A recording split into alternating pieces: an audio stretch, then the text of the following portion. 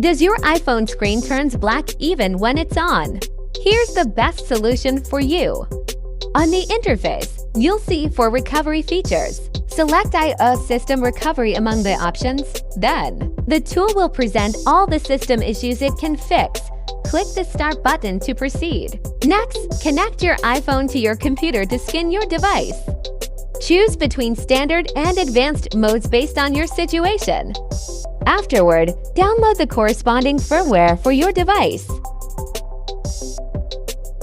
Once done, the software will repair your iPhone automatically. Please wait for it to be finished. And surely your iPhone's black screen will be repaired. Like and follow for more.